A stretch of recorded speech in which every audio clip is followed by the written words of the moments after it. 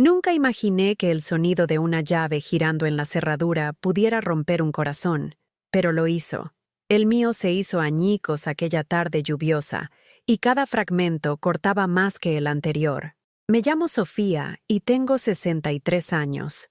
He vivido lo suficiente para saber que la vida no es justa, que la gente te decepciona y que, a veces, las personas a las que más quieres son las que más daño te hacen. Pero saber algo con la cabeza y sentirlo desgarrándote el pecho son dos cosas completamente distintas.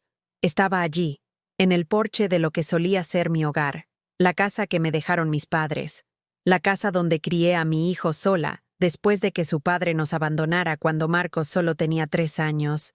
La lluvia me calaba la chaqueta gastada, la misma que llevaba usando 5 años porque la ropa nueva era un lujo que no me podía permitir. Me temblaban las manos mientras intentaba meter la llave otra vez, segura de que tenía que haber un error. La cerradura no giró, no quería girar, no podía, porque mi propio hijo la había cambiado. Oí pasos dentro, pesados y furiosos, y entonces la puerta se abrió de golpe.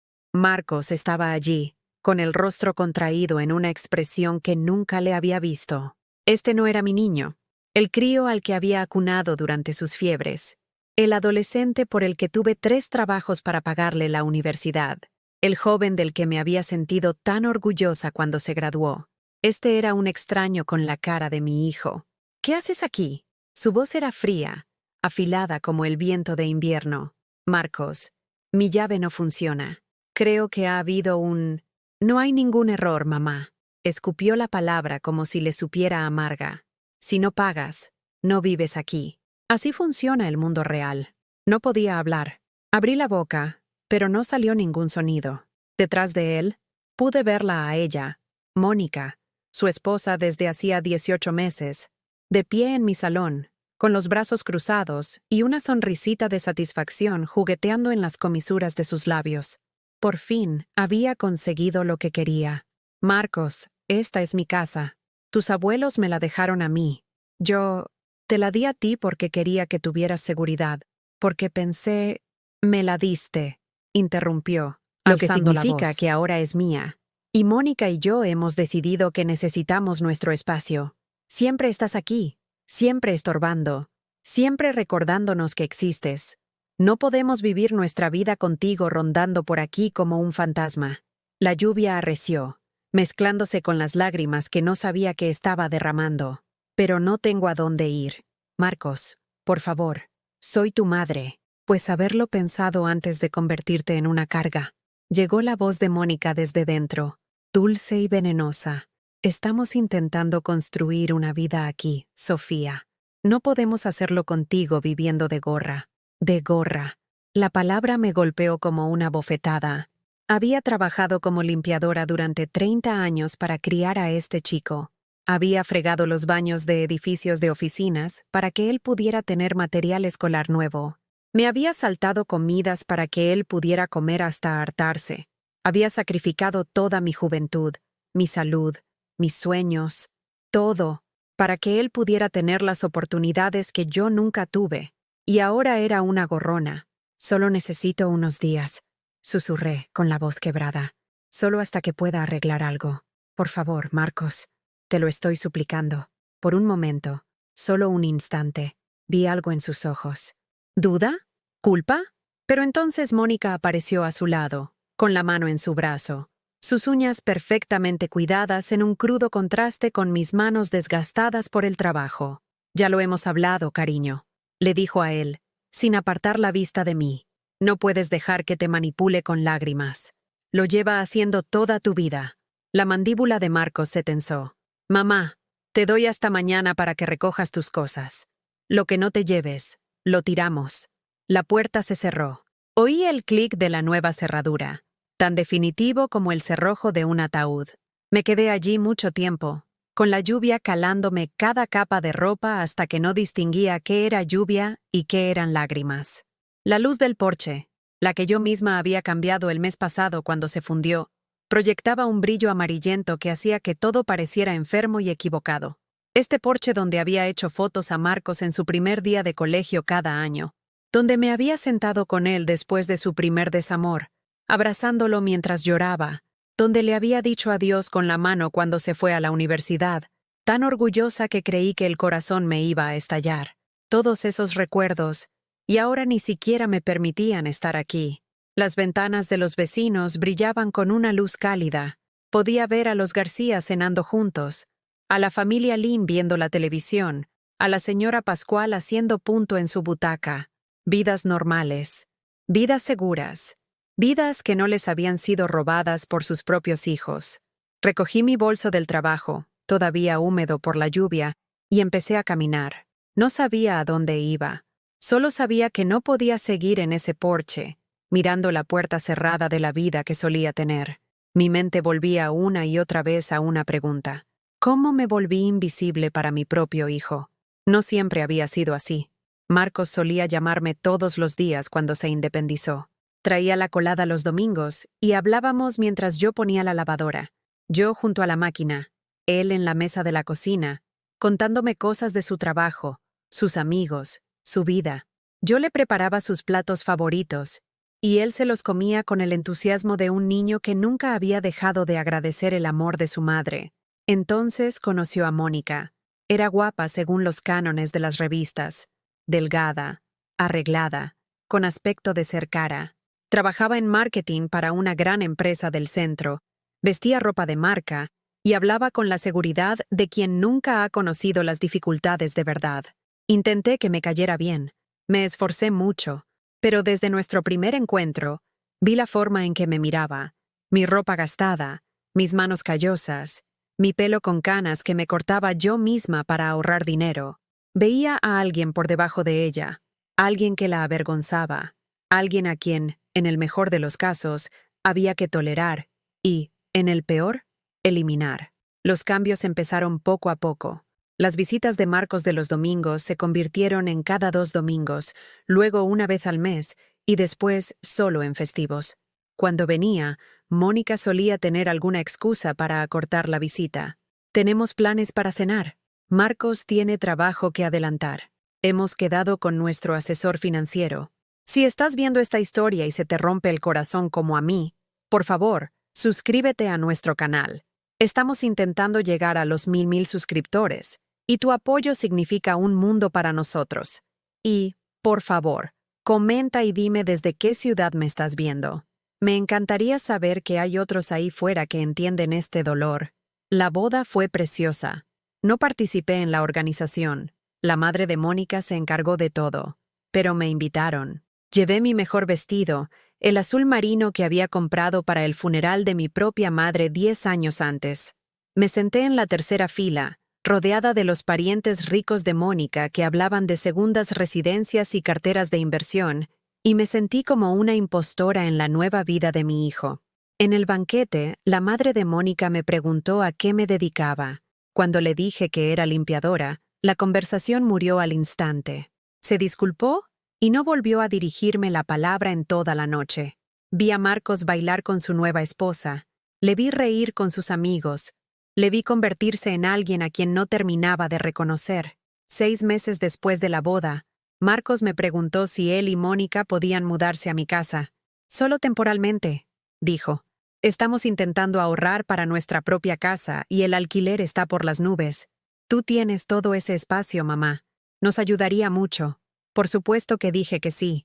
¿Qué madre no lo haría? Me convencí de que sería agradable tener compañía de nuevo. Oír voces en la casa que había estado demasiado silenciosa desde que Marcos se fue a la universidad hacía tantos años. Me dije a mí misma que volveríamos a cenar en familia, que tal vez por fin podría conocer mejor a mi nuera, que esto podría ser una oportunidad para reconstruir la cercanía que Marcos y yo habíamos perdido. Qué tonta fui. La primera semana fue casi agradable. Mónica me sonreía cuando me veía, me hacía preguntas educadas sobre mi día, incluso se ofreció a ayudar con la cena 1 o 2 veces. Pero debería haberme dado cuenta de la forma en que lo inspeccionaba todo, pasando el dedo por las estanterías para comprobar si había polvo, abriendo los armarios y reorganizando su contenido, comentando lo anticuados que eran los muebles, lo deprimente que era el papel de la pared. Esta casa tiene una buena estructura, dijo una tarde mientras Marcos estaba en la ducha, pero necesita una reforma integral. Es como vivir en una cápsula del tiempo de los años 70. Quise decirle que esa casa había criado a un buen hombre, que esas paredes nos habían protegido de tormentas tanto literales como metafóricas, que quizás lo antiguo no era sinónimo de inútil, pero no lo hice. Solo sonreí y asentí, como había aprendido a hacer cada vez que Mónica compartía sus opiniones. Para el segundo mes, la amabilidad se había evaporado como el rocío de la mañana. Mónica dejó de preguntarme por mi día. Dejó de saludarme cuando llegaba a casa del trabajo. Yo estaba en la cocina preparando la cena, y ella pasaba de largo sin decir una palabra, con el sonido de sus tacones caros repiqueteando en el suelo de linóleo que yo había fregado esa mañana antes de mi turno. «Marcos, ¿puedes decirle a tu madre que preferimos cenar a las 8, no a las 7:30?» gritaba, como si yo no estuviera a 3 metros de distancia. «Mamá, ¿te importaría cenar un poco más tarde?», transmitía Marcos obedientemente, sin mirarme a los ojos. «Claro», decía yo, tragándome el dolor, «lo que mejor os venga a los dos». Las peticiones, o más bien, exigencias, se volvieron más frecuentes y directas. ¿Podía hacerles la colada? ¿Podía limpiar su baño? ¿Podía recoger el traje de Marcos de la tintorería de camino a casa? ¿Podía procurar hacer menos ruido por las mañanas porque Mónica tenía el sueño ligero? ¿Podía dejar de ver la televisión en el salón a partir de las 8 porque querían privacidad?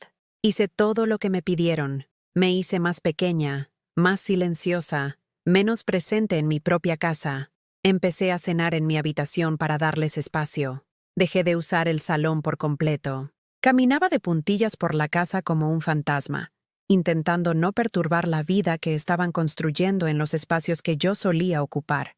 Pero nunca era suficiente. Nada de lo que hacía era suficiente. Tu madre ha vuelto a dejar platos en el fregadero. Oí quejarse a Mónica una noche a través de las finas paredes. Estoy harta de vivir con una guarra. Yo había fregado esos platos. Los había fregado, secado y guardado antes de irme a trabajar. Los platos en el fregadero eran los suyos, de la comida que se habían preparado después de que yo me fuera. Pero Marcos no me defendió. No la corrigió, solo murmuró una disculpa, y oí la risa satisfecha de ella como respuesta. Las líneas invisibles en la casa se hicieron más definidas. Su dormitorio, que solía ser el principal, mi habitación durante 40 años, estaba ahora prohibido para mí. El salón era esencialmente suyo, aunque nadie lo dijera explícitamente. Me retiré al dormitorio más pequeño, el que había sido de Marcos cuando era niño, rodeada de un papel de pared descolorido cubierto de cohetes y astronautas. Me quedaba despierta en aquella cama estrecha, mirando esos cohetes de la infancia, recordando al niño que soñaba con explorar el espacio, el niño que me abrazaba fuerte y me decía, «Eres la mejor mamá de todo el universo». Ese niño parecía tan distante e inalcanzable como las estrellas que una vez quiso visitar. El dinero se convirtió en el siguiente campo de batalla. Yo había estado pagando todas las facturas desde que se mudaron. Parecía justo, ya que yo era la propietaria y ellos estaban ahorrando para su futuro. Compraba la comida para los tres, limpiaba, cocinaba, mantenía la casa. Nunca les pedí dinero para el alquiler o los gastos porque Marcos era mi hijo, y a un hijo no se le cobra alquiler. Eso es lo que me decía a mí misma. Pero Mónica tenía otras ideas. Marcos y yo hemos estado hablando, anunció un domingo por la mañana, mientras tomaban un café que yo había preparado pero que no me habían invitado a compartir. Creemos que deberías empezar a contribuir más a los gastos de la casa. Levanté la vista de los platos que estaba fregando, los de su desayuno, aunque yo había comido horas antes de mi turno del fin de semana. Yo pago todas las facturas y compro toda la comida. Sí, pero nosotros también vivimos aquí, y esta casa es bastante grande. Los costes de mantenimiento deben de ser considerables. Marcos dice que el IBI es muy alto. Creemos que deberías pagarnos un alquiler. El plato que sostenía se me resbaló de las manos enjabonadas y cayó con estrépito en el fregadero. ¿Pagaros un alquiler? Esta es mi casa. En realidad, corrigió Mónica, con una voz dulce como la miel envenenada. Marcos me enseñó la escritura. Esta casa le pertenece a él ahora. Le transferiste la propiedad hace 3 años, ¿recuerdas? Querías que tuviera seguridad, que tuviera un patrimonio para su futuro. Esas fueron tus palabras. La habitación dio un vuelco. Me agarré al borde del fregadero para no caerme. Sí, había transferido la escritura. Mi abogado me lo había desaconsejado, pero yo había insistido. Quería que Marcos tuviera algo sólido, algo que no pudieran quitarle. Quería que se sintiera seguro de una forma en que yo nunca me había sentido. La casa estaba pagada. Mis padres me la habían dejado libre de hipoteca. Y pensé que dársela a Marcos era el mayor regalo que una madre podía hacerle a su hijo. Nunca imaginé que usaría ese regalo para hacerme pagar por el privilegio de vivir en el hogar donde lo había criado. ¿Cuánto? Mi voz salió como un susurro. Creemos que 800 euros al mes es justo. Está por debajo del precio de mercado para una habitación de este tamaño. 800 euros. Más de la mitad de mis ingresos mensuales limpiando oficinas. Después de pagarle el alquiler a mi propio hijo, apenas me quedaría suficiente para comida y gastos básicos. Olvídate de ahorrar. Olvídate de emergencias. Olvídate de poder permitirme irme de allí jamás. No puedo permitírmelo, dije con sinceridad. Mónica, yo gano el salario mínimo. Después del alquiler, no me quedaría casi nada. Se encogió de hombros, examinando su manicura perfecta. Entonces te sugiero que te busques un trabajo mejor. O quizás empieza a contribuir menos en cosas como la compra. Nosotros podemos comprar nuestra propia comida y tú la tuya. Eso podría ayudar a tu presupuesto. Marcos entró en ese momento. Y le miré de verdad, buscando cualquier señal del niño que había criado. Marcos, no puedes estar hablando en serio. Este es mi hogar. Era tu hogar. Corrigió Mónica antes de que Marcos pudiera hablar. Ahora es nuestro. Y, francamente, Sofía, estamos siendo generosos. La mayoría de los caseros cobrarían mucho más, y desde luego no tolerarían a inquilinos que no respetan los límites. ¿Qué límites no he respetado? Mi voz se alzó a pesar de mis esfuerzos por mantener la calma. He hecho todo lo que me habéis pedido. Me he vuelto invisible en mi propia casa. Cocino, limpio. Intento no estorbar. Siempre estás aquí, interrumpió Mónica, su máscara de amabilidad finalmente cayendo para revelar el desprecio que había debajo. Cada vez que llegamos a casa, estás aquí. Cada mañana, estás aquí. No podemos invitar a amigos sin preocuparnos de que estés rondando. No podemos tener conversaciones privadas sin preguntarnos si estás escuchando a través de las paredes. Haces que esta casa sea asfixiante. Vivo aquí. Las palabras brotaron de mí. Décadas de frustración contenida finalmente rompiendo. Siento si mi existencia en mi propia casa es un inconveniente para ti, pero no tengo otro sitio a donde ir. Entonces, tal vez, dijo Mónica lentamente, levantándose y alisándose la falda de diseño. Deberías buscarte otro sitio, porque Marcos y yo estamos construyendo una vida aquí, y no hay sitio en ella para una vieja amargada que se niega a aceptar que su hijo ha seguido adelante. Miré a Marcos, esperando que me defendiera, que le dijera a su mujer que había ido demasiado lejos, que recordara que yo era su madre y que merecía respeto. Pero él se quedó mirando su taza de café, con la mandíbula apretada, su silencio más devastador que cualquier palabra. Ahí fue cuando lo entendí. No era solo Mónica, eran los dos. Marcos quería que me fuera tanto como ella. Quizás siempre había querido que me fuera, y Mónica simplemente le había dado permiso para hacerlo. Los siguientes 3 meses fueron una tortura. Pagué el alquiler, 800 euros que me dejaban con menos de 300 para todo lo demás. Dejé de comprarles comida, lo que significaba que yo comía lentejas o arroz blanco la mayoría de los días, mientras ellos pedían comida a domicilio que llenaba la casa con olores de platos que yo no podía permitirme. Hice turnos extras siempre que pude, llegando a casa después de medianoche solo para despertarme a las 5 para mis trabajos de la mañana. Me dolía el cuerpo constantemente. Mis rodillas, dañadas por años de arrodillarme para fregar suelos, gritaban con cada paso. Mis manos estaban en carne viva por los productos químicos y el agua caliente. Tenía 63 años. Trabajaba 70 horas a la semana. Dormía 4 horas por noche. y aún así apenas sobrevivía en la casa que una vez había sido mía. Empecé a evitarlos por completo. Me iba a trabajar antes de que se despertaran y volvía mucho después de que se hubieran acostado. En mis días libres, pasaba horas en la biblioteca pública, sentada en las sillas gastadas del fondo donde nadie me molestaba, fingiendo leer mientras en realidad solo existía en un espacio donde no me hacían sentir como una carga. Pero incluso mi ausencia se convirtió en un problema. Tu madre nunca está en casa. Oí decir a Mónica a Marcos una tarde cuando llegué a casa antes de lo habitual para usar el baño. Llevaba horas aguantando, pero la biblioteca había cerrado temprano por obras. Es como si nos estuviera evitando. Es pasivo-agresivo y, sinceramente, bastante maleducado. Me quedé helada en el pasillo, con la mano en el pomo del baño, escuchando a la mujer de mi hijo reescribir la realidad para adaptarla a su narrativa. Cuando estaba presente, los asfixiaba. Cuando estaba ausente, era pasivo-agresiva. No había forma de ganar porque la partida estaba amañada desde el principio. Quizás solo está trabajando mucho, sugirió Marcos débilmente. O quizás nos está castigando por pedirle que contribuya económicamente como debería hacer cualquier adulto. Mi madre dice que es patético cómo algunas mujeres usan la culpa para manipular a sus hijos. Se sacrifican y se sacrifican, pero luego te lo echan en cara para siempre, esperando que cuides de ellas como si fueran inútiles. Quise irrumpir en la habitación y gritar. Quise enumerar cada sacrificio que había hecho, cada comida que me había saltado para que Marcos pudiera repetir, cada invierno que había mantenido la calefacción baja para poder pagar su material escolar, cada sueño que había abandonado para que él pudiera perseguir los suyos. Pero no lo hice.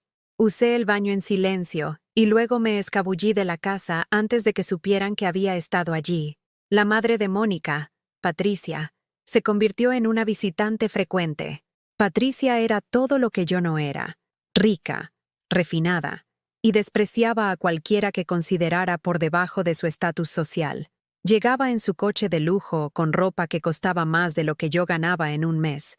Le daba 2 besos al aire a Mónica mientras me miraba como si yo fuera un mueble. «Todavía aquí, por lo que veo», comentó una vez, su tono dejando claro que mi continua existencia en la casa era tanto sorprendente como desagradable. «Vivo aquí, Patricia», respondí con calma, aunque me temblaban las manos mientras doblaba la colada en la mesa de la cocina.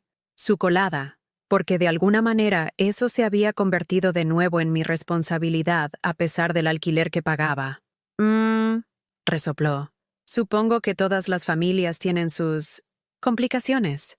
Mónica, cariño, vi un comedor precioso en esa boutique de la calle Serrano. Quedaría espectacular aquí cuando redecoréis». Hablaban durante horas sobre las reformas que planeaban para mi casa, la casa de mis padres, como si yo no estuviera sentada allí mismo. Tirar tabiques, modernizar los sanitarios, cambiar el suelo de madera anticuado que mi padre había instalado con sus propias manos. Discutían sobre colores de pintura y la disposición de los muebles, borrando todo rastro de la familia que realmente había construido ese hogar con amor y sacrificio. Me convertí en un fantasma en mi propia vida. Deambulaba por habitaciones a las que ya no pertenecía, pasando junto a paredes que yo había pintado, a través de puertas que había cruzado miles de veces. Cada rincón guardaba recuerdos que aparentemente no significaban nada para nadie más que para mí. La tabla de crecimiento detrás de la puerta de la cocina donde había marcado la altura de Marcos en cada cumpleaños. Mónica quería pintar encima. La tabla suelta del pasillo que crujía de una manera particular. Planeaban cambiarla. El jardín que mi madre había plantado, donde los rosales florecían cada primavera. Mónica quería pavimentarlo para hacer un patio.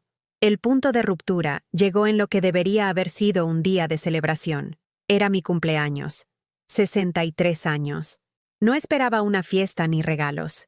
Hacía tiempo que había aprendido a no esperar nada. Pero una parte pequeña y obstinada de mí esperaba que Marcos se acordara, que reconociera el día en que su madre lo trajo a este mundo. Llegué a casa de mi turno de la mañana y los encontré en la cocina, y por un tonto momento, mi corazón dio un vuelco. Quizás me darían una sorpresa, quizás habría una tarta, o aunque fuera una tarjeta.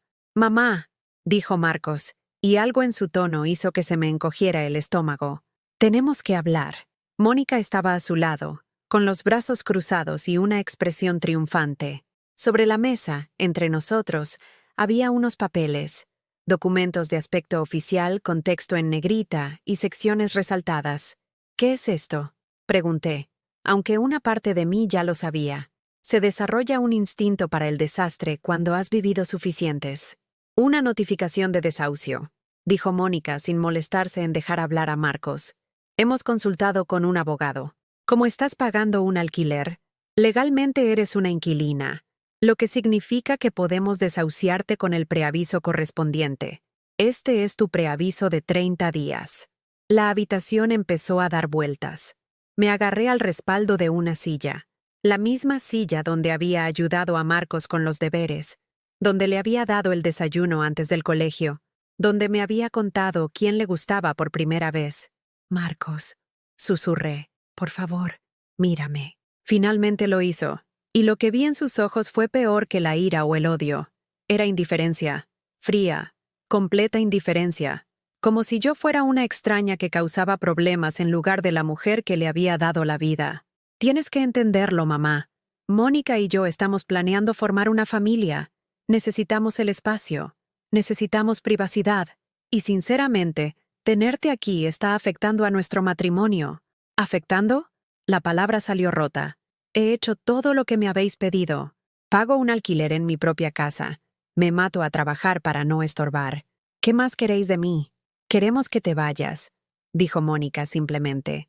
Queremos vivir nuestras vidas sin preocuparnos constantemente por ti, sin sentirnos culpables cada vez que queremos invitar a amigos, o hacer ruido, o simplemente existir libremente en nuestra propia casa. «Vuestra casa», repetí, aturdida. Esta era la casa de mis padres. Aquí fue donde crié a Marcos sola después de que su padre nos dejara. Cada ladrillo, cada tabla del suelo, cada nada, interrumpió Mónica. Le diste esta casa a Marcos. Ahora es suya, lo que la convierte en nuestra. Tu historia lacrimógena sobre criarlo sola no te da derecho a vivir aquí para siempre. Tomaste tus decisiones, Sofía. Elegiste ser madre soltera. Elegiste tener trabajos con el salario mínimo. Elegiste regalar tu único bien. Fueron tus decisiones. Y ahora tienes que vivir con las consecuencias. Cada palabra aterrizaba como un golpe físico. Esta mujer que nunca había tenido que luchar por nada, a quien le habían dado todas las ventajas desde que nació, me estaba dando lecciones sobre decisiones y consecuencias. Esta mujer que se había casado con mi hijo e inmediatamente se había propuesto borrarme de su vida me estaba diciendo que yo había tomado malas decisiones. Es mi cumpleaños, dije, y odié lo débil que sonó mi voz.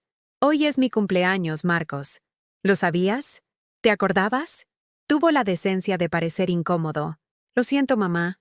Se me olvidó. Hemos estado con mucho estrés. Firma los papeles. Mónica empujó los documentos hacia mí. Tienes 30 días para encontrar otro sitio donde vivir. Si no te has ido para entonces, haremos que venga la comisión judicial a desalojarte.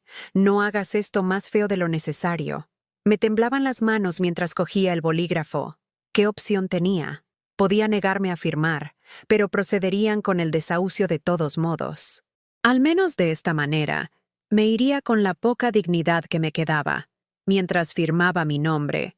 En mi cumpleaños, en la casa de mis padres, sentí que algo dentro de mí se resquebrajaba. No se rompía del todo, sino que se agrietaba, como el hielo que empieza a fracturarse. Y a través de esa grieta, algo frío y claro comenzó a filtrarse. No era rabia, exactamente, ni siquiera odio, algo más silencioso, algo que susurraba. Te mereces algo mejor que esto. Terminé de firmar y dejé el bolígrafo. ¿A dónde se supone que voy a ir? Mónica se encogió de hombros. Ese no es nuestro problema. Eres una mujer adulta. Búscate la vida. Marcos, lo intenté una última vez. Por favor, soy tu madre.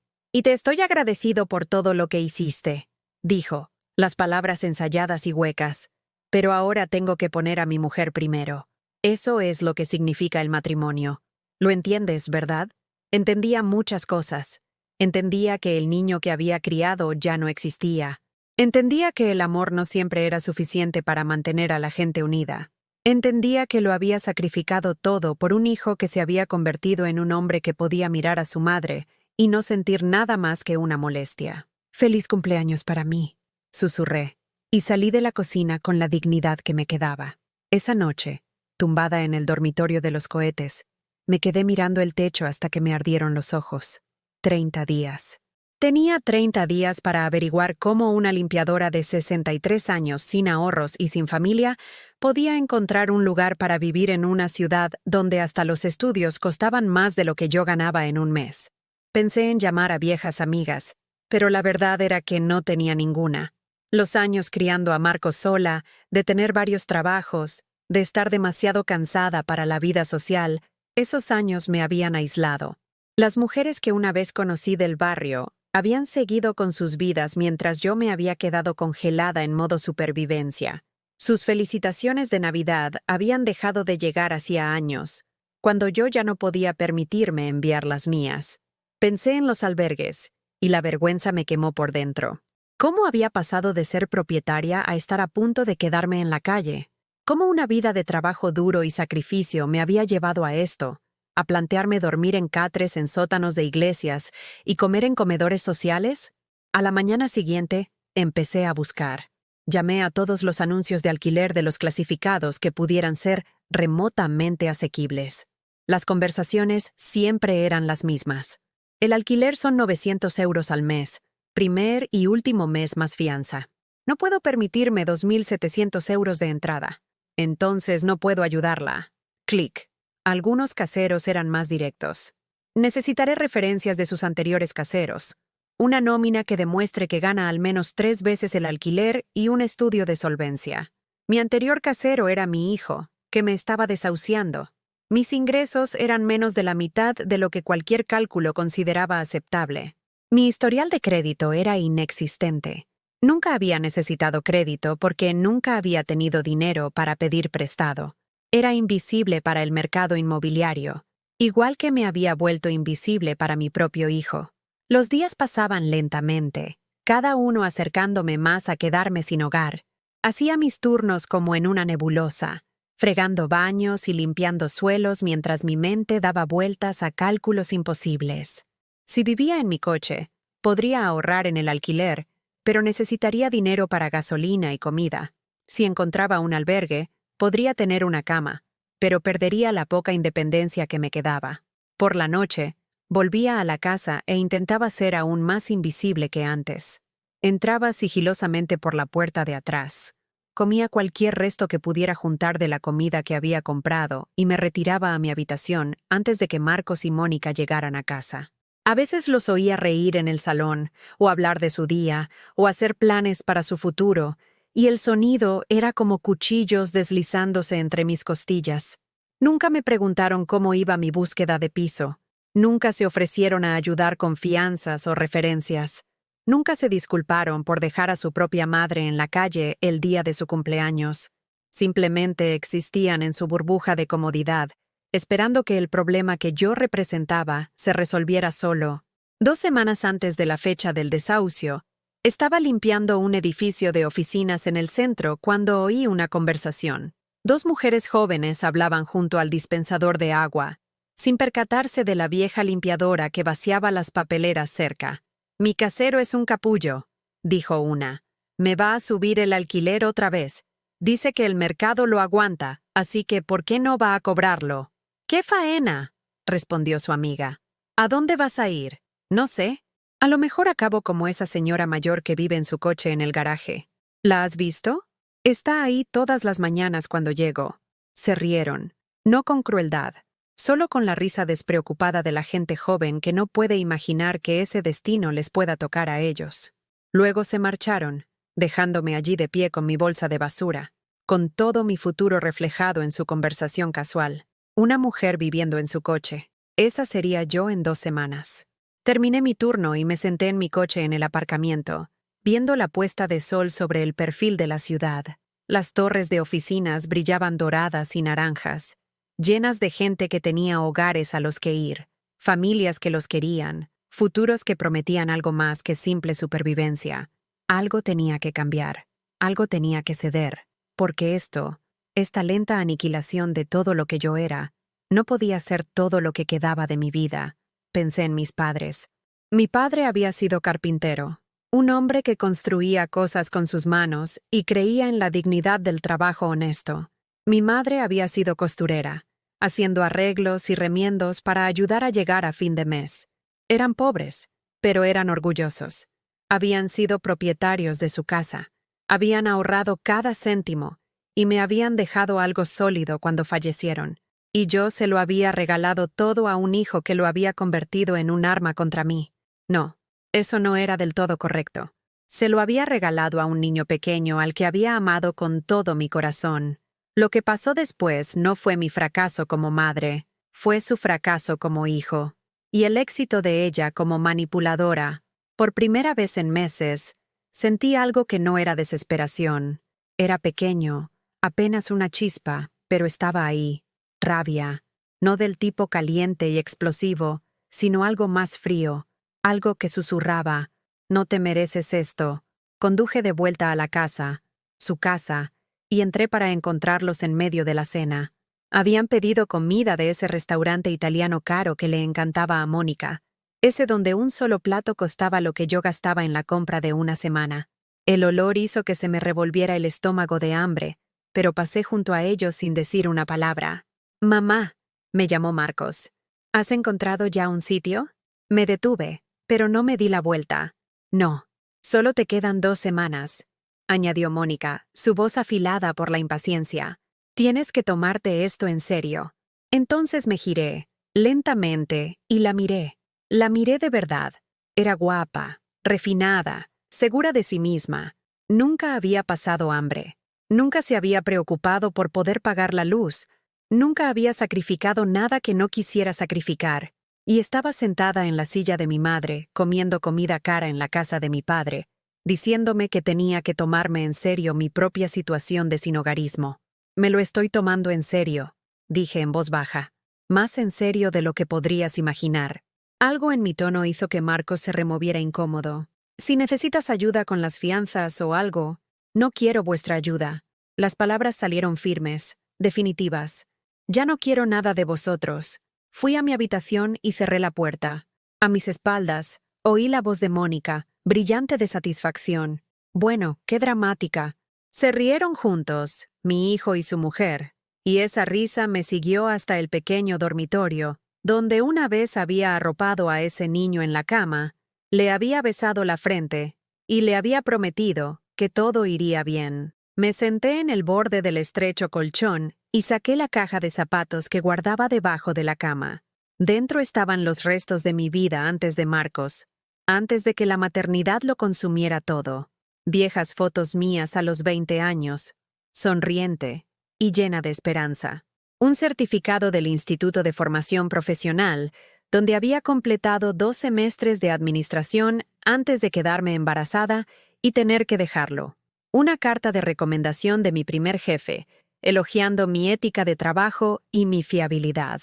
Yo había sido alguien una vez, antes de convertirme solo en la mamá de Marcos, antes de que toda mi identidad se redujera al papel de madre y finalmente al papel de carga.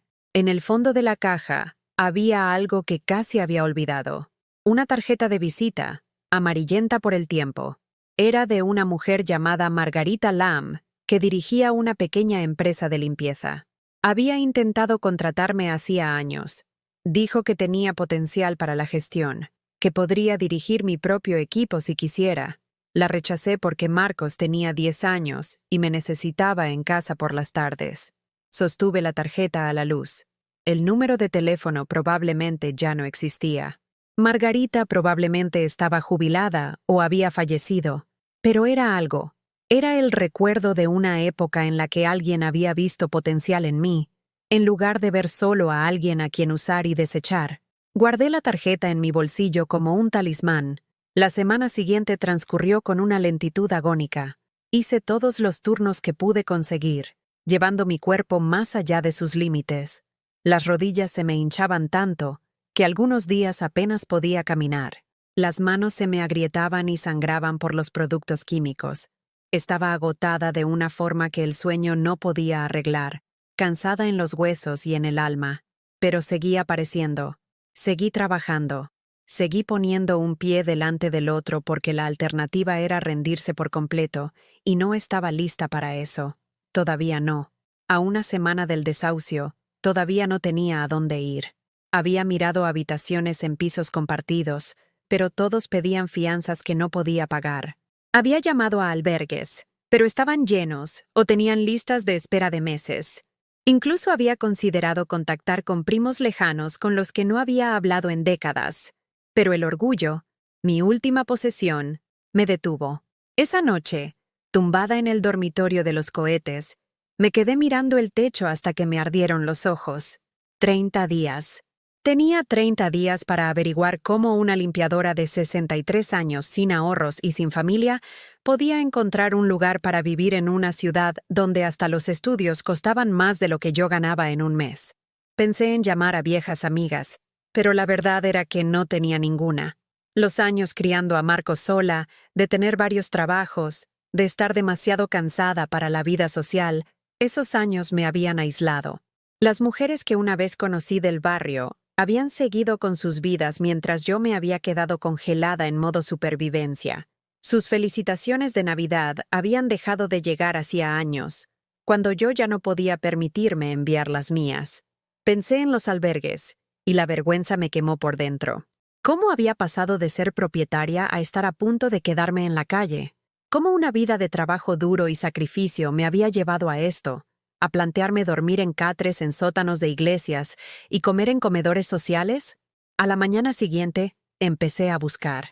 Llamé a todos los anuncios de alquiler de los clasificados que pudieran ser remotamente asequibles. Las conversaciones siempre eran las mismas. El alquiler son 900 euros al mes, primer y último mes más fianza. No puedo permitirme 2.700 euros de entrada. Entonces no puedo ayudarla. Clic. Algunos caseros eran más directos. Necesitaré referencias de sus anteriores caseros, una nómina que demuestre que gana al menos 3 veces el alquiler y un estudio de solvencia. Mi anterior casero era mi hijo, que me estaba desahuciando. Mis ingresos eran menos de la mitad de lo que cualquier cálculo consideraba aceptable. Mi historial de crédito era inexistente. Nunca había necesitado crédito porque nunca había tenido dinero para pedir prestado. Era invisible para el mercado inmobiliario, igual que me había vuelto invisible para mi propio hijo. Los días pasaban lentamente, cada uno acercándome más a quedarme sin hogar. Hacía mis turnos como en una nebulosa, fregando baños y limpiando suelos mientras mi mente daba vueltas a cálculos imposibles. Si vivía en mi coche, podría ahorrar en el alquiler, pero necesitaría dinero para gasolina y comida. Si encontraba un albergue, podría tener una cama, pero perdería la poca independencia que me quedaba. Por la noche, volvía a la casa e intentaba ser aún más invisible que antes. Entraba sigilosamente por la puerta de atrás. Comía cualquier resto que pudiera juntar de la comida que había comprado y me retiraba a mi habitación antes de que Marcos y Mónica llegaran a casa. A veces los oía reír en el salón, o hablar de su día, o hacer planes para su futuro, y el sonido era como cuchillos deslizándose entre mis costillas. Nunca me preguntaron cómo iba mi búsqueda de piso. Nunca se ofrecieron a ayudar con fianzas o referencias. Nunca se disculparon por dejar a su propia madre en la calle el día de su cumpleaños. Simplemente existían en su burbuja de comodidad, esperando que el problema que yo representaba se resolviera solo. 2 semanas antes de la fecha del desahucio, estaba limpiando un edificio de oficinas en el centro cuando oí una conversación. 2 mujeres jóvenes hablaban junto al dispensador de agua, sin percatarse de la vieja limpiadora que vaciaba las papeleras cerca. «Mi casero es un capullo», dijo una. «Me va a subir el alquiler otra vez. Dice que el mercado lo aguanta, así que ¿por qué no va a cobrarlo?» «¡Qué faena!», respondió su amiga. «¿A dónde vas a ir?» «No sé. A lo mejor acabo como esa señora mayor que vive en su coche en el garaje». «¿La has visto?» «Está ahí todas las mañanas cuando llego». Se rieron, no con crueldad, solo con la risa despreocupada de la gente joven que no puede imaginar que ese destino les pueda tocar a ellos. Luego se marcharon, dejándome allí de pie con mi bolsa de basura. con todo mi futuro reflejado en su conversación casual. Una mujer viviendo en su coche. Esa sería yo en 2 semanas.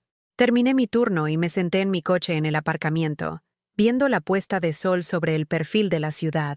Las torres de oficinas brillaban doradas y naranjas, llenas de gente que tenía hogares a los que ir, familias que los querían, futuros que prometían algo más que simple supervivencia. Algo tenía que cambiar, algo tenía que ceder, porque esta lenta aniquilación de todo lo que yo era, no podía ser todo lo que quedaba de mi vida. Pensé en mis padres. Mi padre había sido carpintero, un hombre que construía cosas con sus manos y creía en la dignidad del trabajo honesto. Mi madre había sido costurera, haciendo arreglos y remiendos para ayudar a llegar a fin de mes. Eran pobres, pero eran orgullosos. Habían sido propietarios de su casa, habían ahorrado cada céntimo y me habían dejado algo sólido cuando fallecieron. Y yo se lo había regalado todo a un hijo que lo había convertido en un arma contra mí. No, eso no era del todo correcto. Se lo había regalado a un niño pequeño al que había amado con todo mi corazón. Lo que pasó después no fue mi fracaso como madre, fue su fracaso como hijo, y el éxito de ella como manipuladora. Por primera vez en meses, sentí algo que no era desesperación. Era pequeño, apenas una chispa, pero estaba ahí. Rabia. No del tipo caliente y explosivo, sino algo más frío, algo que susurraba, «No te mereces esto». Conduje de vuelta a la casa, su casa, y entré para encontrarlos en medio de la cena. Habían pedido comida de ese restaurante italiano caro que le encantaba a Mónica, ese donde un solo plato costaba lo que yo gastaba en la compra de una semana. El olor hizo que se me revolviera el estómago de hambre, pero pasé junto a ellos sin decir una palabra. «Mamá», me llamó Marcos. «¿Has encontrado ya un sitio?» Me detuve, pero no me di la vuelta. «No, solo te quedan 2 semanas», añadió Mónica, su voz afilada por la impaciencia. «Tienes que tomarte esto en serio». Entonces me giré, lentamente, y la miré. La miré de verdad. Era guapa, refinada, segura de sí misma. Nunca había pasado hambre. Nunca se había preocupado por poder pagar la luz. Nunca había sacrificado nada que no quisiera sacrificar, y estaba sentada en la silla de mi madre, comiendo comida cara en la casa de mi padre, diciéndome que tenía que tomarme en serio mi propia situación de sinhogarismo. «Me lo estoy tomando en serio», dije en voz baja, «más en serio de lo que podrías imaginar». Algo en mi tono hizo que Marcos se removiera incómodo. «Si necesitas ayuda con las fianzas o algo, no quiero vuestra ayuda». Las palabras salieron firmes, definitivas. «Ya no quiero nada de vosotros». Fui a mi habitación y cerré la puerta. A mis espaldas, oí la voz de Mónica, brillante de satisfacción. «Bueno, qué dramática». Se rieron juntos, mi hijo y su mujer, y esa risa me siguió hasta el pequeño dormitorio, donde una vez había arropado a ese niño en la cama, le había besado la frente y le había prometido que todo iría bien. Me senté en el borde del estrecho colchón y saqué la caja de zapatos que guardaba debajo de la cama. Dentro estaban los restos de mi vida antes de Marcos, antes de que la maternidad lo consumiera todo. Viejas fotos mías a los 20 años, sonriente y llena de esperanza. Un certificado del Instituto de Formación Profesional, donde había completado 2 semestres de administración antes de quedarme embarazada y tener que dejarlo. Una carta de recomendación de mi primer jefe, elogiando mi ética de trabajo y mi fiabilidad. Yo había sido alguien una vez, antes de convertirme solo en la mamá de Marcos, antes de que toda mi identidad se redujera al papel de madre y finalmente al papel de carga. En el fondo de la caja había algo que casi había olvidado, una tarjeta de visita, amarillenta por el tiempo. Era de una mujer llamada Margarita Lam, que dirigía una pequeña empresa de limpieza. Había intentado contratarme hacía años. Dijo que tenía potencial para la gestión, que podría dirigir mi propio equipo si quisiera. La rechacé porque Marcos tenía 10 años y me necesitaba en casa por las tardes. Sostuve la tarjeta a la luz. El número de teléfono probablemente ya no existía. Margarita probablemente estaba jubilada o había fallecido, pero era algo. Era el recuerdo de una época en la que alguien había visto potencial en mí, en lugar de ver solo a alguien a quien usar y desechar. Guardé la tarjeta en mi bolsillo como un talismán. La semana siguiente transcurrió con una lentitud agónica. Hice todos los turnos que pude conseguir, llevando mi cuerpo más allá de sus límites. Las rodillas se me hinchaban tanto que algunos días apenas podía caminar. Las manos se me agrietaban y sangraban por los productos químicos. Estaba agotada de una forma que el sueño no podía arreglar, cansada en los huesos y en el alma. Pero seguí apareciendo, seguí trabajando, seguí poniendo un pie delante del otro porque la alternativa era rendirse por completo. Y no estaba lista para eso. Todavía no. A una semana del desahucio, todavía no tenía a dónde ir. Había mirado habitaciones en pisos compartidos, pero todos pedían fianzas que no podía pagar. Había llamado a albergues, pero estaban llenos o tenían listas de espera de meses. Incluso había considerado contactar con primos lejanos con los que no había hablado en décadas. Pero el orgullo, mi última posesión, me detuvo. Cogí la carpeta con unas manos que habían dejado de temblar. Por primera vez en meses, sentí algo que no era desesperación ni resignación. Era posibilidad, pequeña, frágil, pero real. Hay una cosa más, dijo Margarita, sacando una tarjeta de visita y escribiendo algo en el reverso. Tengo una amiga que gestiona un piso de transición para mujeres en situaciones difíciles. Tiene una habitación libre. No es mucho, pero está limpio. Es seguro y asequible. 300 euros al mes, gastos incluidos. Dile que vas de mi parte. Bajé la vista a la tarjeta y luego volví a mirar a Margarita, incapaz de hablar por la emoción que me ahogaba la garganta. No me des las gracias todavía, dijo con una leve sonrisa. El trabajo es duro y mis estándares son altos. Te ganarás cada céntimo, pero creo que tú ya sabes cómo se hace eso. Salí de su oficina con la carpeta aferrada a mi pecho como un salvavidas. El contacto del piso de transición fue mi siguiente parada, y al final de ese día, había visto la habitación, pequeña pero privada, con una cama estrecha, una cómoda y una ventana que daba a una calle tranquila. La cocina compartida estaba limpia. Las otras residentes eran silenciosas y respetuosas. No era mi hogar, pero era un techo. Era seguridad. Era suficiente. Firmé los papeles y pagué el primer mes de alquiler con el dinero que había estado ahorrando para emergencias. Esto contaba. Esta era la emergencia para la que me había estado preparando inconscientemente. El momento en que todo se desmoronaba y tenía que reconstruirme desde la nada. 4 días antes de la fecha del desahucio, volví a la casa de Marcos. Ya no podía llamarla hogar.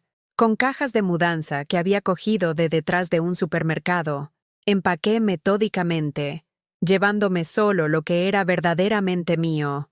Ropa que había visto días mejores pero que aún cumplía su función.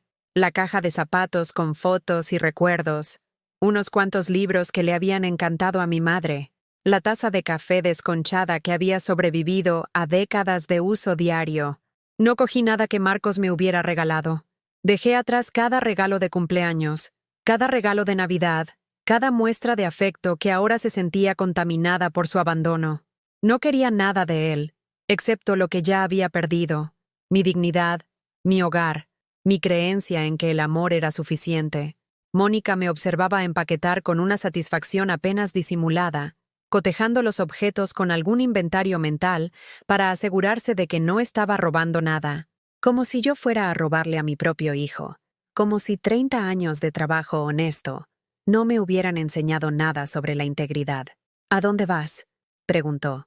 Su tono sugería que no le importaba realmente, pero se sentía obligada a fingir preocupación. He encontrado un sitio, dije simplemente, continuando con el doblado de mi ropa. Bueno, me alegro. Me preocupaba que terminaras en la calle.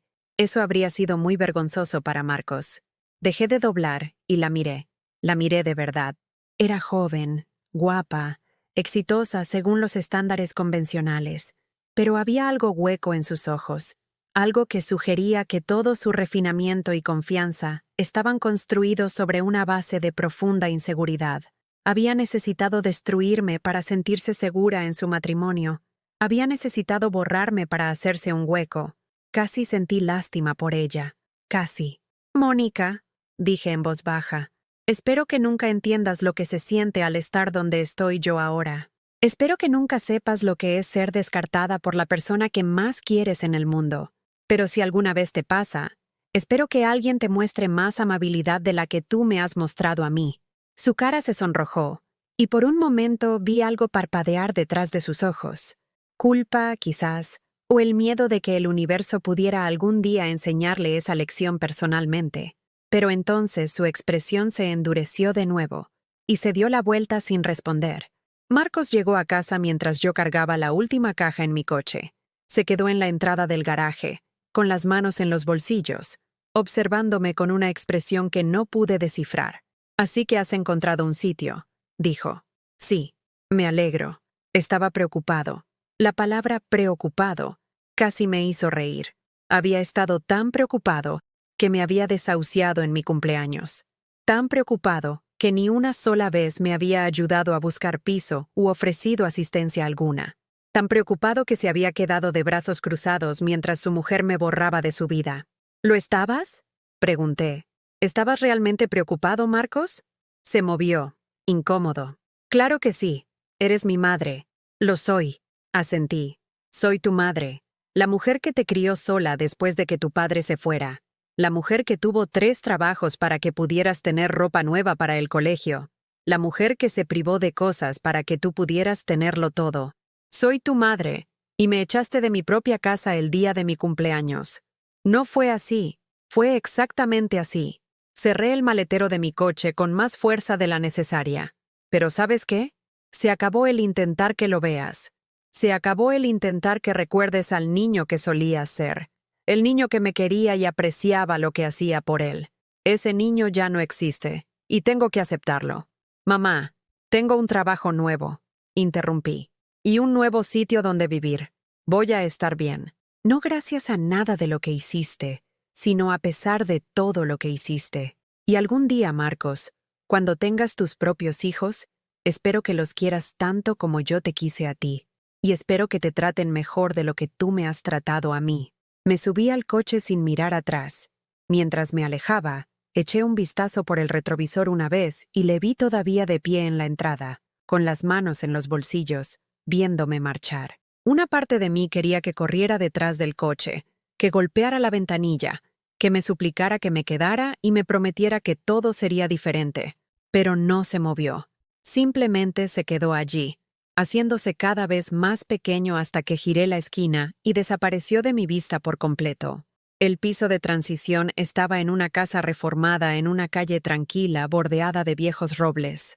Mi habitación estaba en el segundo piso, pequeña pero limpia, con la luz del sol de la tarde entrando a raudales por la única ventana.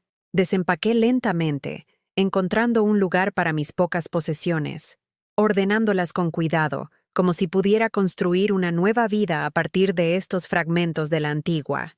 Esa noche, me senté en la estrecha cama y me permití llorar por primera vez desde que Marcos había cambiado las cerraduras.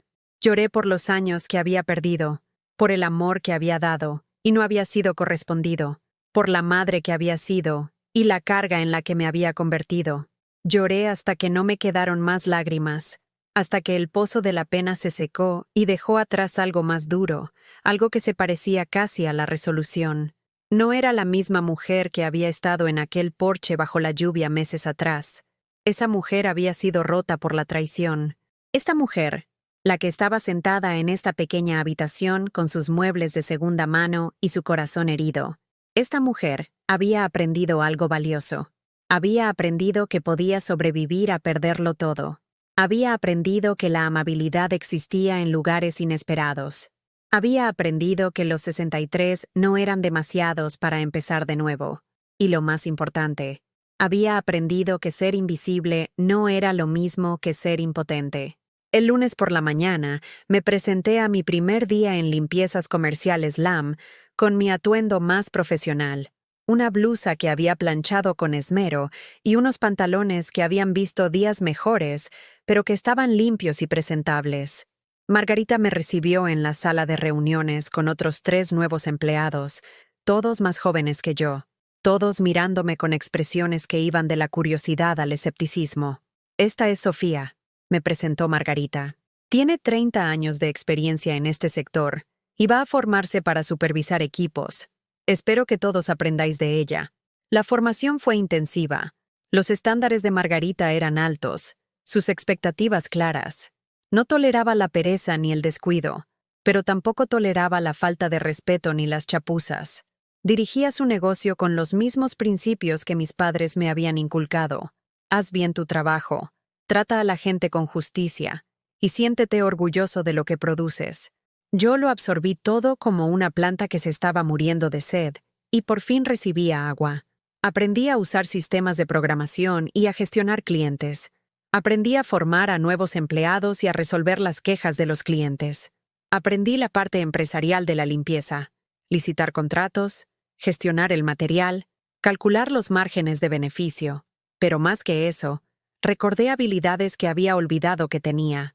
Antes de que naciera Marcos, antes de que la maternidad en solitario consumiera toda mi identidad, yo había sido una estudiante, una aprendiz, alguien que disfrutaba resolviendo problemas y organizando sistemas. Esa mujer había estado enterrada bajo décadas de modo supervivencia, pero no estaba muerta. Solo había estado esperando. En 6 meses, me había convertido en la supervisora de más confianza de Margarita. Gestionaba 3 equipos. Me encargaba de algunas de nuestras cuentas más importantes y formaba a los nuevos empleados con una paciencia nacida de años de entender lo que significaba luchar. Los trabajadores más jóvenes me respetaban no porque yo lo exigiera, sino porque cumplía cada día, resolvía los problemas con calma y nunca les pedía que hicieran algo que yo misma no haría. Las subidas de sueldo llegaron de forma constante. Primero a 15 euros la hora, luego a 17. Margarita añadió primas por rendimiento y, de repente, estaba ganando más dinero del que nunca había imaginado. Abrí una cuenta de ahorros por primera vez en mi vida y vi cómo el saldo crecía, ingreso a ingreso. No era riqueza, pero era seguridad, era un respiro. Era la prueba de que el trabajo duro todavía podía valer la pena si encontrabas a la persona adecuada para la que trabajar. Me mudé del piso de transición a un pequeño estudio. Nada lujoso, solo una habitación con una pequeña cocina y un baño que había visto días mejores. Pero era mío. Compré mis propios muebles en tiendas de segunda mano. Elegí mis propias cortinas. Lo organicé todo exactamente como quería. Nadie podía decirme que ocupaba demasiado espacio. Nadie podía cambiar las cerraduras mientras yo estaba en el trabajo. Por primera vez desde la traición de Marcos, empecé a sentirme humana de nuevo. Hice amistad con otras mujeres del edificio. Compartíamos un café los domingos por la mañana. Intercambiábamos recetas e historias de vida. Conocían partes de mi historia, lo suficiente como para entender por qué valoraba tanto mi independencia. Pero no me compadecían. Simplemente me aceptaban tal como era. A veces pensaba en Marcos. Normalmente tarde por la noche, cuando no podía dormir. Me preguntaba si él pensaba en mí alguna vez, si sentía remordimientos, si Mónica había conseguido borrarme por completo de su conciencia. Pero la mayor parte del tiempo, estaba demasiado ocupada reconstruyendo mi vida como para recrearme en lo que había perdido. El pasado no se podía cambiar. Solo el futuro seguía siendo mío para moldearlo. 2 años después de haber empezado a trabajar para Margarita, me llamó a su despacho con una expresión que no supe interpretar. Lo primero que pensé fue que había cometido algún error, que a pesar de todo, estaba a punto de perder este trabajo que me había salvado la vida. «Siéntate, Sofía», dijo, señalando la silla en la que me había sentado aquel primer día, cuando estaba desesperada y sin esperanza. Me senté, con las manos cruzadas en el regazo, preparándome para las malas noticias. «Me jubilo», dijo Margarita sin más. «Mi hija no para de decirme que estoy demasiado mayor para trabajar tanto y, por una vez, puede que tenga razón. Quiero viajar, ver mundo, pasar tiempo con mis nietos mientras todavía pueda». El corazón se me encogió. «Lo entiendo. Empezaré a buscar». «No te estoy despidiendo», interrumpió con una leve sonrisa. «Te estoy ofreciendo la oportunidad de comprar la empresa». Me quedé mirándola, segura de haber oído mal. «¿Cómo? He levantado esta empresa de la nada Y no quiero vendérsela a una corporación que la desmantele para sacar beneficios. Quiero que sea para alguien que entienda lo que es de verdad. No solo un servicio de limpieza, sino un lugar donde la gente puede reconstruir su vida. Alguien como tú.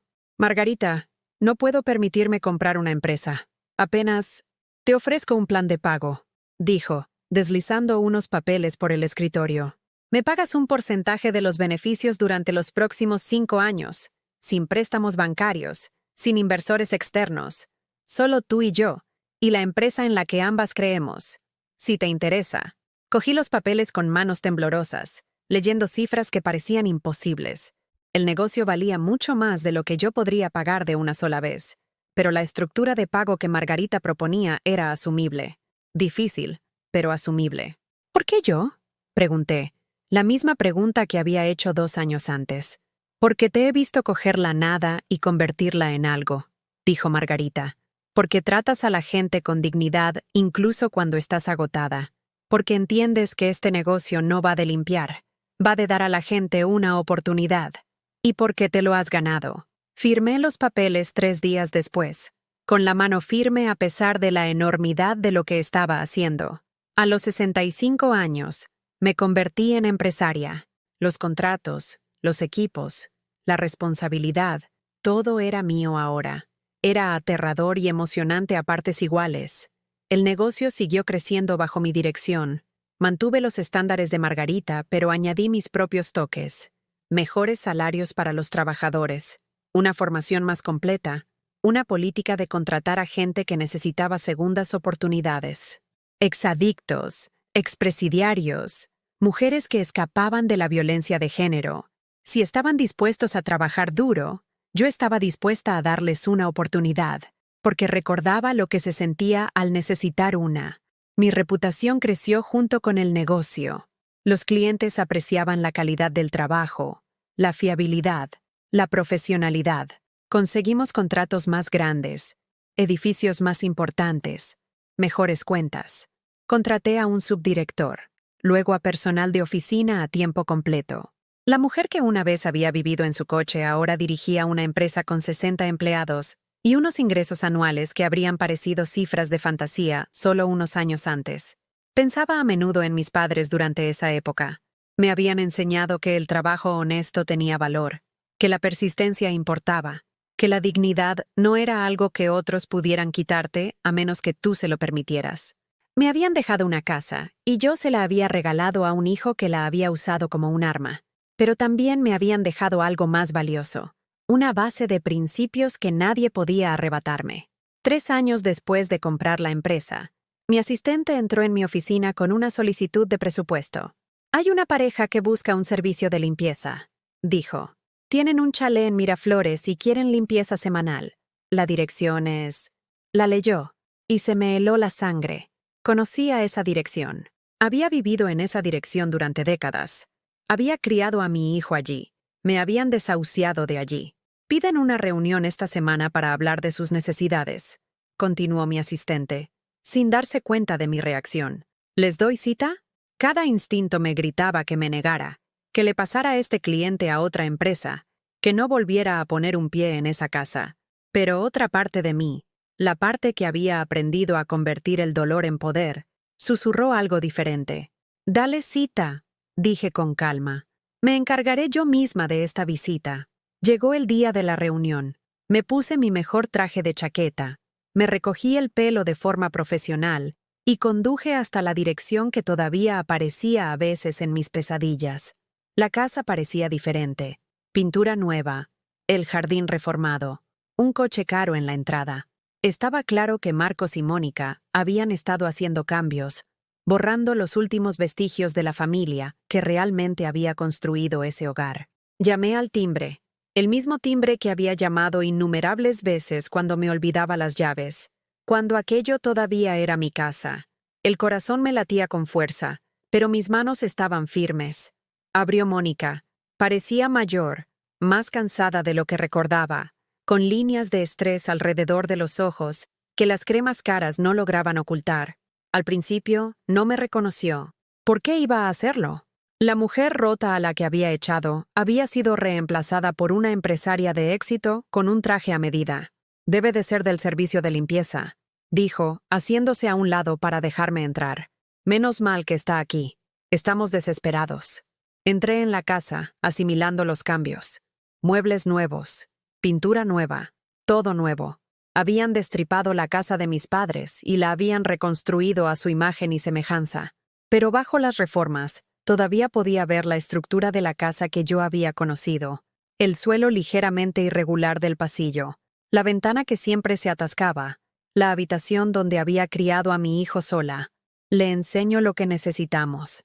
Continuó Mónica, guiándome por habitaciones que yo conocía mejor de lo que ella las conocería jamás.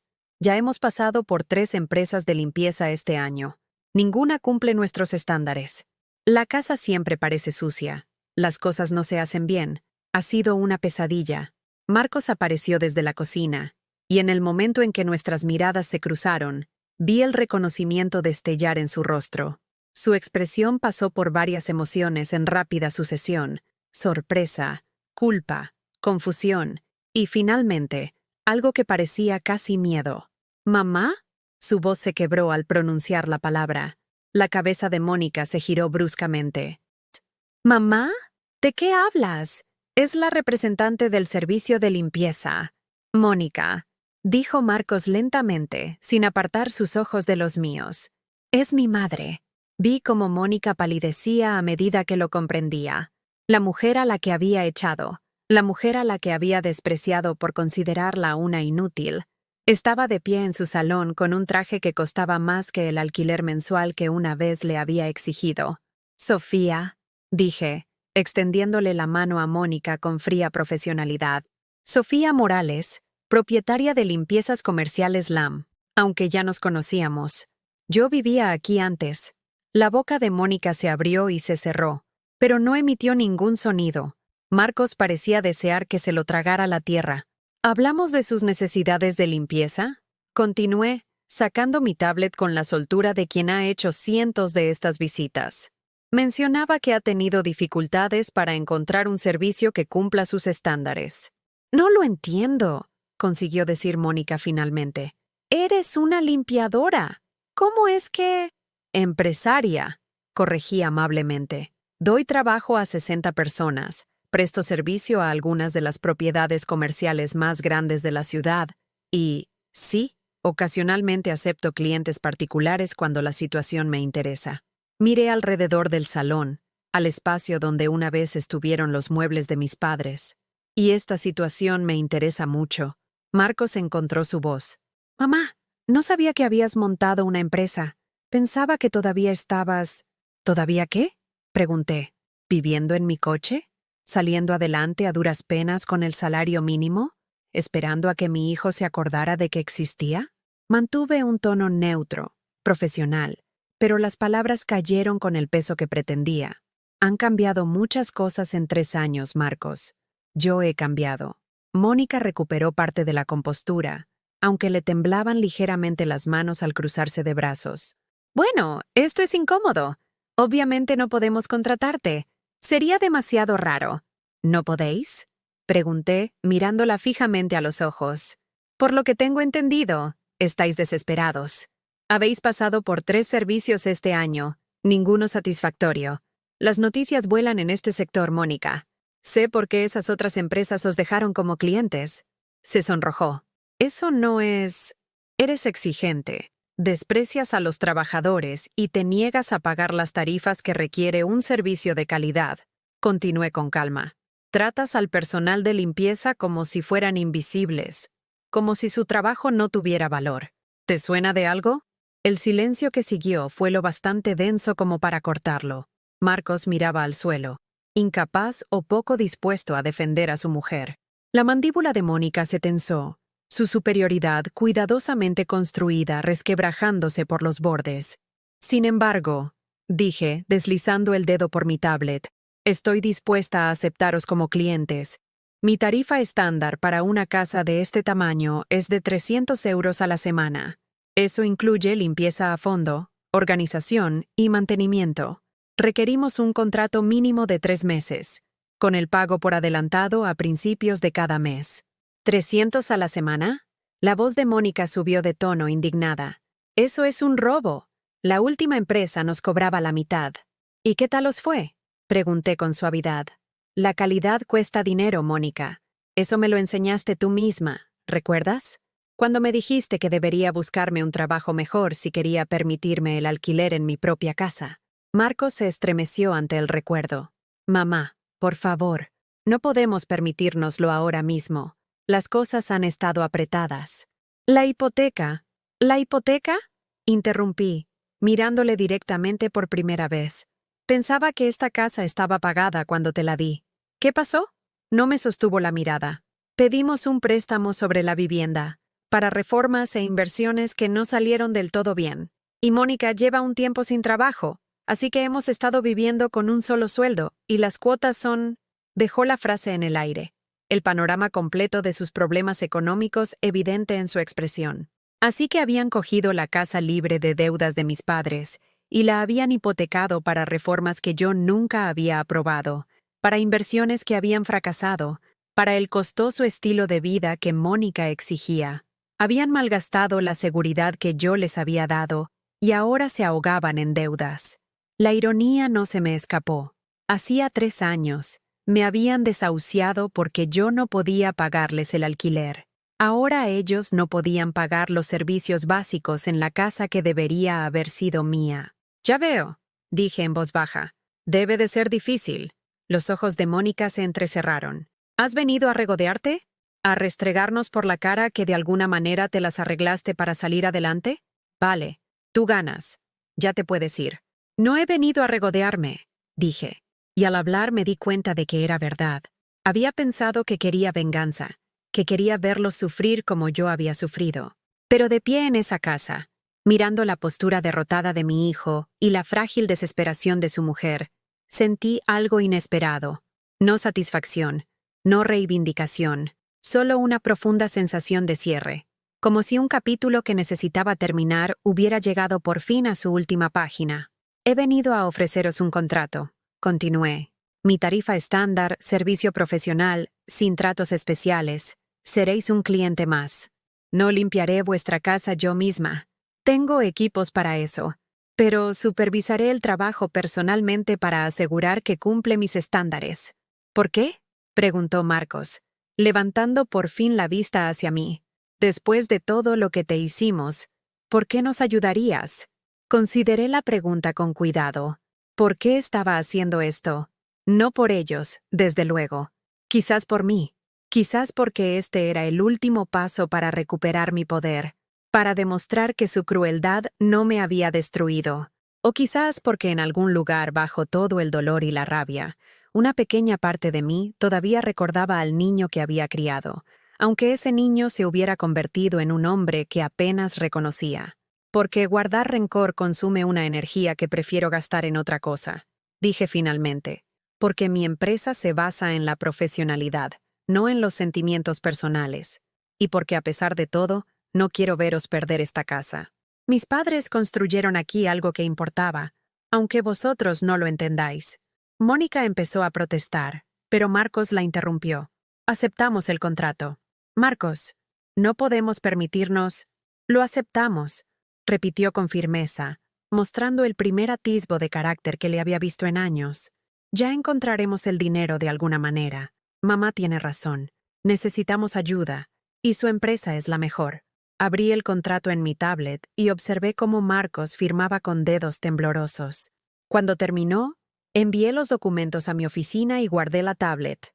Mi equipo empezará el próximo lunes, dije. Llegarán a las 9 de la mañana. Por favor, aseguraos de que haya alguien en casa para abrirles. Si tenéis algún problema con el servicio, contactad con mi oficina. No conmigo directamente.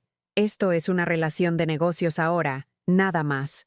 Me di la vuelta para irme, pero la voz de Marcos me detuvo. Mamá, espera. Lo siento. Por todo. Sé que eso no arregla nada, pero necesito que lo sepas. Sé que lo sientes. Interrumpí sin acritud, pero lo siento, no borra lo que pasó. No me devuelve los 3 años que pasé reconstruyendo mi vida de la nada. No deshace las noches que dormí en el coche, o las comidas que me salté, o la humillación de ser echada por mi propio hijo.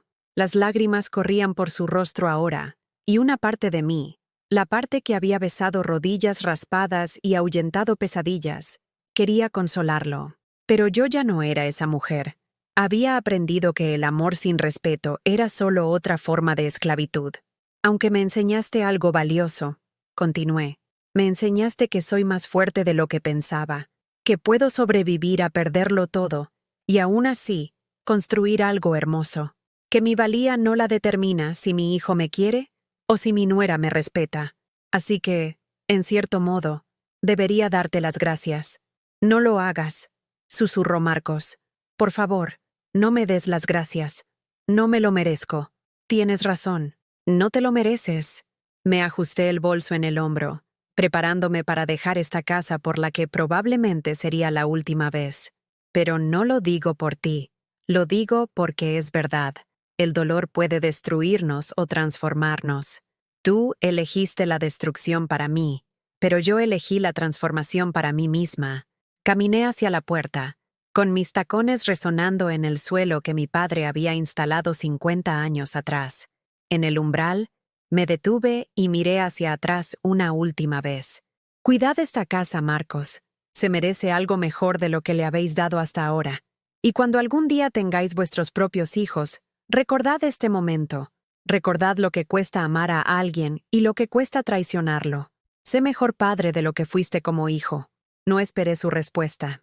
Salí a la luz del sol de la tarde, me subí a mi coche, no el viejo Seat que me había acompañado en mis días más oscuros, sino un vehículo más nuevo y fiable que representaba lo lejos que había llegado, y me alejé de esa casa para siempre. Mientras conducía, pensé en la mujer que había sido 3 años atrás, de pie bajo la lluvia con su llave que no giraba, con su mundo derrumbándose a su alrededor. Desearía poder volver atrás y decirle que sobreviviría a esto, que haría más que sobrevivir, que prosperaría, que el peor día de su vida se convertiría en el primer día de su transformación. Aprendí algo importante con todo esto. Ser invisible no es lo mismo que no tener poder. A veces, la gente que te ignora, que te desprecia por considerarte insignificante, que piensa que tu silencio significa aceptación, esa gente es la que más debería tener miedo. Porque nunca te ven venir. Mi móvil vibró con un mensaje de mi asistente. Otro cliente potencial. Otra visita que programar. Otro día en la vida que había construido desde las ruinas de lo que había perdido. Sonreí y respondí al mensaje. Luego conduje hacia mi apartamento, hacia mi empresa, hacia el futuro que me había ganado con cada dificultad y cada desengaño. Marcos y Mónica pagarían sus facturas. Mi equipo limpiaría su casa. Y yo seguiría construyendo una vida que me pertenecía por completo, definida por mis decisiones en lugar de por la crueldad de otros. Esa era mi justicia, no la venganza, no la reconciliación, solo la tranquila satisfacción de saber que había cogido lo peor que me había pasado y lo había transformado en lo mejor que había hecho por mí misma. Y esa, más que ninguna otra cosa, era la victoria más dulce de todas.